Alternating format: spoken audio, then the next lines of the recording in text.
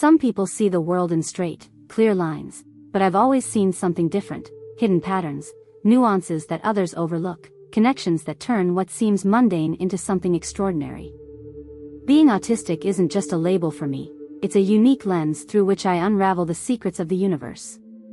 This story isn't just about scientific discoveries, but about what it means to fight against rigid systems, challenge assumptions, and prove that sometimes, what is seen as a weakness can be our greatest strength. When I was a child, the world never seemed still. It wasn't just noise, it was the flickering of lights, the repetitive rhythm of a dripping faucet, the texture of a rough blanket against my skin. While other children were busy playing or talking, I was trying to organize the chaos. There wasn't a single time when I wasn't putting together a puzzle, even if others couldn't see it. This feeling brought me to the Cognitive Science Institute, a place that, ironically, should have been a paradise for someone like me. But academia has its own rules. To some, I was an anomaly, to others, an intruder. What they didn't see, or chose not to see, was that my differences made me essential there. That afternoon, while analyzing data in my small, cramped office, I had what could be called a moment of clarity. There was a pattern in the numbers, a pattern that my neurotypical colleagues had ignored. To them, it was just confusing data. To me, it was almost poetic, as if the numbers were telling a story. "This is it," I murmured, my voice sounding louder than I intended in the quiet office. My hands flew over the keyboard as I connected a sequence of ideas that seemed too obvious not to have been noticed before. My heart raced as the patterns took shape. The autistic brain, I realized, was capable of detecting connections in complex data in ways that completely eluded traditional linear reasoning. It was more than an insight, it was a revelation. But academia wasn't a place for intuition or poetry. I knew what I would face when I took this idea to the academic conference next week. Despite that, I decided I would go. For the first time, I felt I had something that needed to be said, even if no one was willing to listen. That night, as I walked home, I passed streets illuminated by lampposts casting strange shadows on the sidewalks. The city lights always fascinated me, patterns of symmetry and chaos coexisting. It was these very patterns that I wanted to show the world, but I also knew it would be difficult to convince those who refused to look beyond their fixed ideas. The auditorium of the conference was larger than I had imagined. Endless rows of chairs filled with professors, students, and renowned researchers stretched before me. The low hum of conversations and laughter filled the air, and I felt smaller than I already was. As I adjusted the slides on the screen, I looked at the audience, trying to find at least one friendly face. I found none. "Breathe, Emma," I whispered to myself, adjusting the microphone clip to my collar. When the lights went out and the focus shifted to me, I took a deep breath and began. "Good afternoon. Today, I want to talk about patterns, the ones we see and, more importantly, the ones we don't." The first few minutes of the presentation went well. I explained how the autistic brain perceives details that go unnoticed by most people, showing graphs and preliminary results that validated my theory. A head or two nodded in the audience, giving me a little confidence. But then, from the right corner of the room, someone raised their hand. Dr. Adrian Clark. His smile was cold, almost condescending, and I already knew what was coming before he even opened his mouth. "Ms. Hayes, your theory is intriguing," he began, pausing too long on the word. "But I'm curious. Where are the practical applications? I mean, how exactly will this perception impact the field of cognitive science in concrete ways?" The silence in the room was oppressive. My heart raced. I knew he was challenging not only my research but my legitimacy in that space. I tried to respond, explaining how recognizing these patterns could be used to solve complex problems in data and systems, but before I could finish, Clark interrupted me again. "Interesting, but highly speculative. We need more than ideas, Ms. Hayes. We need results." His words echoed in the auditorium, followed by restrained laughter from some in the audience. I looked at the slides, my vision blurring. In that moment, I felt like I had failed before I even began. After the presentation, I left the auditorium as quickly as I could, Clark's words still resonating in my head. I sat in a nearby cafe, staring at my cup of tea. That's when she appeared. "You don't know me, but I was at your presentation," said a blonde woman, wearing glasses and a warm look. She placed another cup of tea on my table and sat down before I could protest. "I'm Sarah Cohen, a journalist. And I think you're onto something big." I looked at her, confused and a little skeptical. "You think so?" I asked, trying to hide my bitterness. "Yes. And more importantly, I think your story needs to be heard. Not by your colleagues, but by the world." Her words sparked something in me, something I thought I had lost just moments before. Maybe Clark had power in that auditorium, but Sarah was right. There were other people who could understand. And in that moment, I decided I wouldn't give up. The morning after the conference, I returned to my office, trying to ignore the lingering sense of failure. The usual silence of the place, which I normally appreciated, now felt suffocating. I opened my computer to review my data once more, searching for something that could strengthen my arguments. Before I could start, I received an email from Dr. Lewis, my supervisor, asking for an immediate meeting. Dr. Lewis's office was impersonal, with neat shelves and a single artificial plant in the corner. He seemed uncomfortable when he saw me enter, fiddling with his glasses and avoiding eye contact. "Emma, I'll be direct," he began, pushing a folder toward me. "The committee reviewed your research after the conference. We've decided to suspend the funding. We need projects with more immediate applicability." My throat tightened. "Is this because of Dr. Clark?" I asked, trying to keep my voice steady. "Clark raised legitimate concerns. But this isn't personal, Emma. You're brilliant, but academia runs on results, and your data is still preliminary." I left the meeting with a weight in my chest. My hands trembled as I held the folder with the formal decision. As much as I wanted to believe it was just a technical decision, I knew there was something deeper, a bias against anything that didn't fit established norms. As I walked down the hallway, Liam Carter, a lab colleague, saw me and called out. He was an introverted researcher, but always kind. With his slightly hunched posture and glasses that always seemed to slip off his nose, Liam had a comforting presence. "Are you okay?" he asked, tilting his head. "They just cut my funding," I replied, trying to maintain my composure. He furrowed his brow. "I was at your presentation. Clark was rude, but I thought your theory was fascinating. I don't know why they can't see that." For a moment, I considered just accepting defeat. But then I thought of Sarah's words and Liam's genuine response. Maybe, as she had said, I was trying to reach the wrong audience.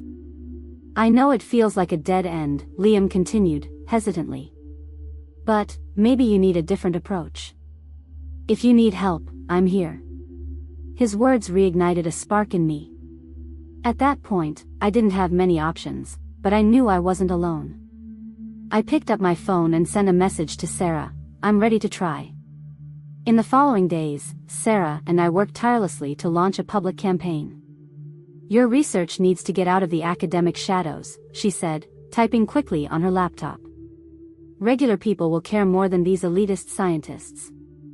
The plan was simple: tell my story and highlight how the autistic brain had the potential to revolutionize several fields, from data analysis to solving complex problems. We published the first article on an accessible scientific blog titled "The Ignored Science: How the Autistic Brain Sees What Others Can't." The response was swift. Within days, we received hundreds of messages, some in support, others in skepticism. "This is amazing. How can I help?" read one email. But others were less encouraging. "This sounds like quackery. The autistic brain isn't special, it's just different." Among the messages, I found an unexpected email from a mother named Karen. She described how her autistic son had an impressive ability to recognize patterns in complex puzzles, but was constantly underestimated at school.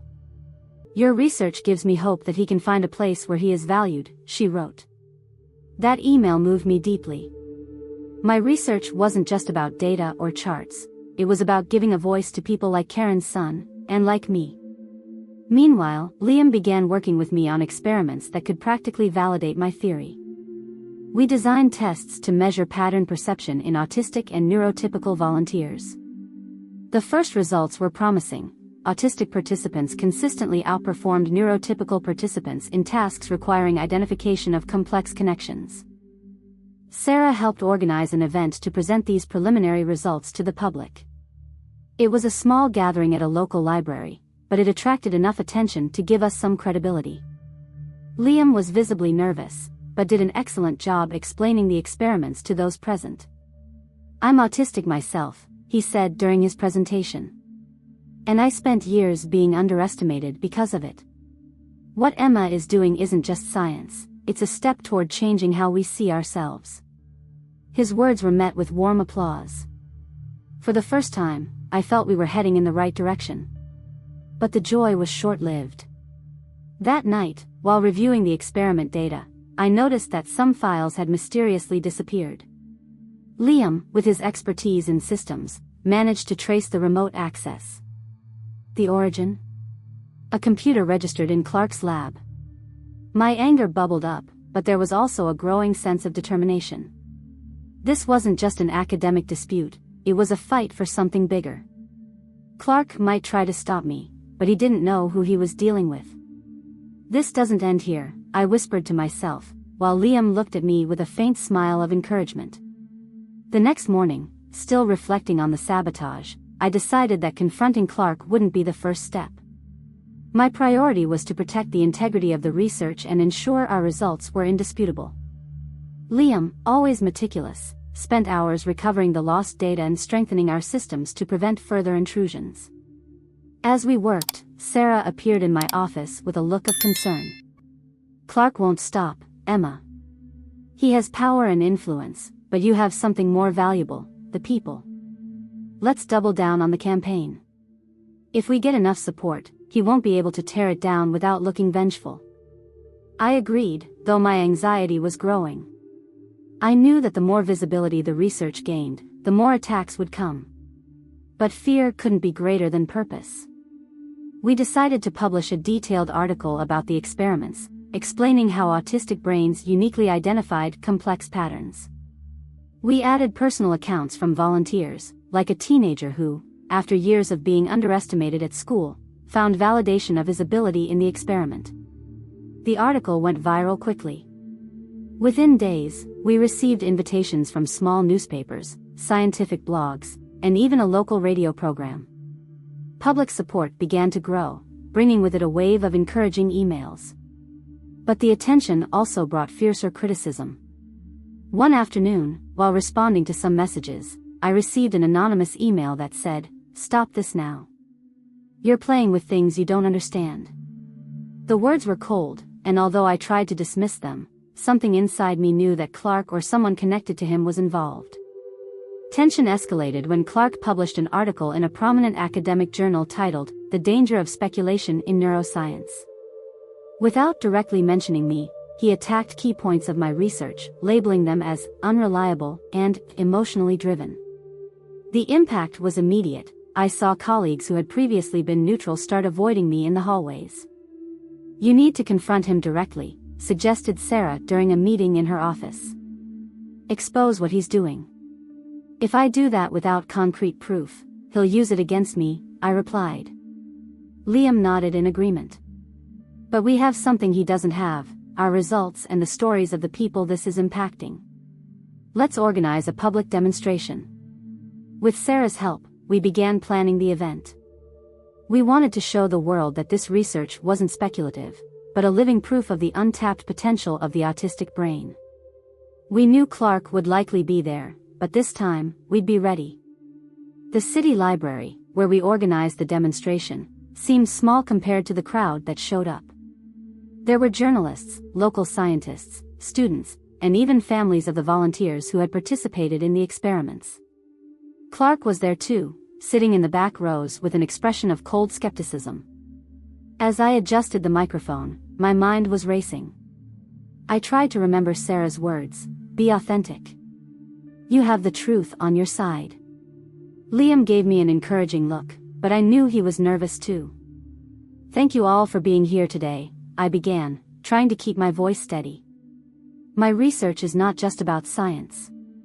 It's about how we perceive the world and how we value different ways of seeing it.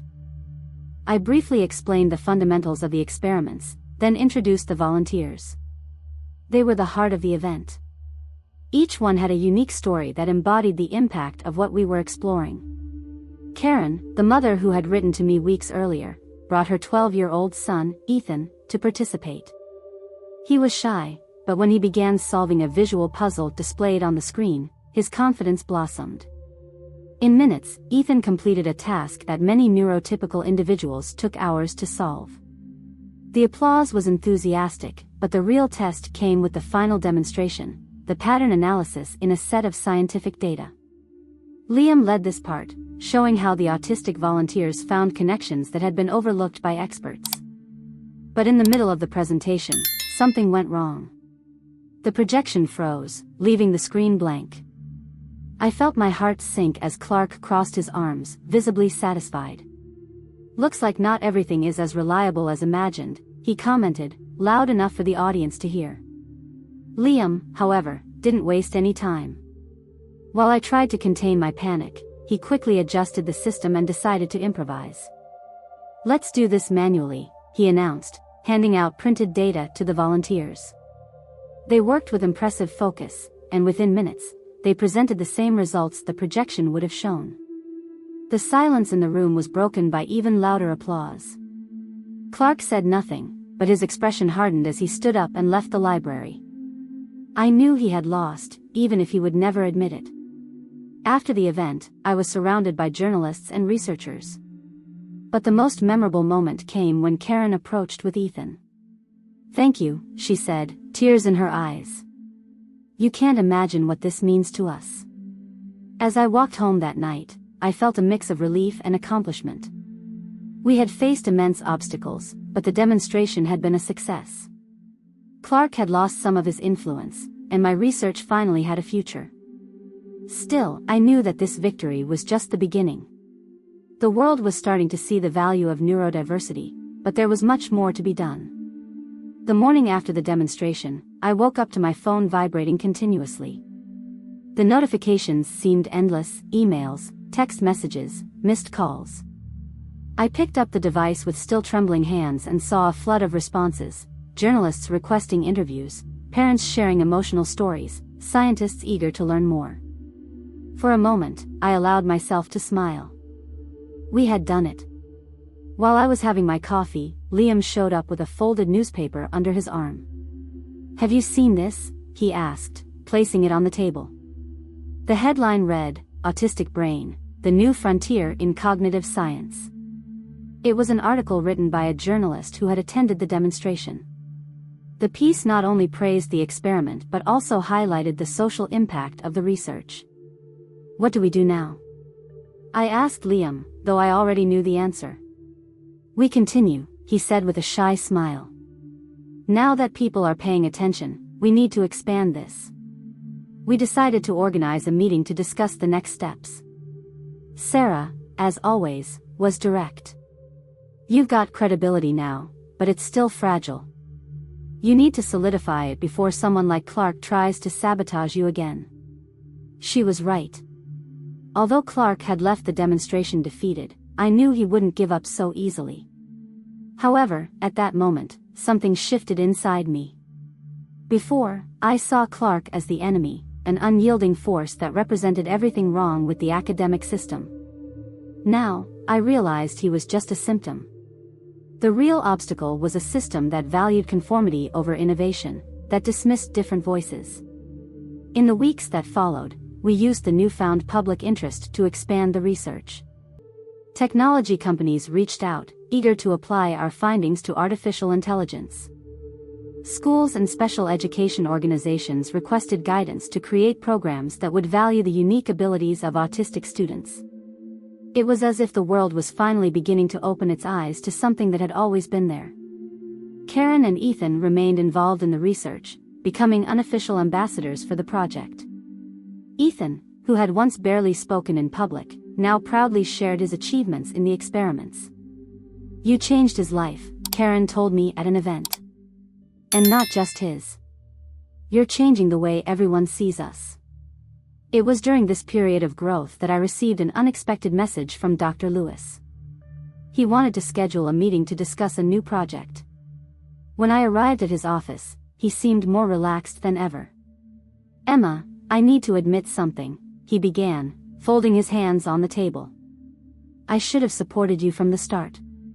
But the system made me hesitate. Now I see I was wrong." I was taken aback by his honesty. Lewis offered me access to a new laboratory at the Institute, with full autonomy to lead my research. I accepted, but with one condition: the space would be dedicated not only to science but also to inclusion, a place where neurodivergent researchers could work without the limitations imposed by the traditional system. He agreed immediately. At the lab's opening, I looked around and saw familiar faces. Sarah was there, wearing a satisfied smile. Liam, ever focused, was already adjusting one of the computers. Karen and Ethan had brought flowers to decorate the space. Even Dr. Lewis seemed excited about the future. I gave a brief speech, thanking everyone who had made this possible. "This lab isn't just for me," I said, my voice trembling slightly. "It's for everyone who has been underestimated, whose ideas were dismissed because they didn't fit what's considered normal. It's to prove that difference isn't a weakness, but a strength." The impact of the research continued to grow.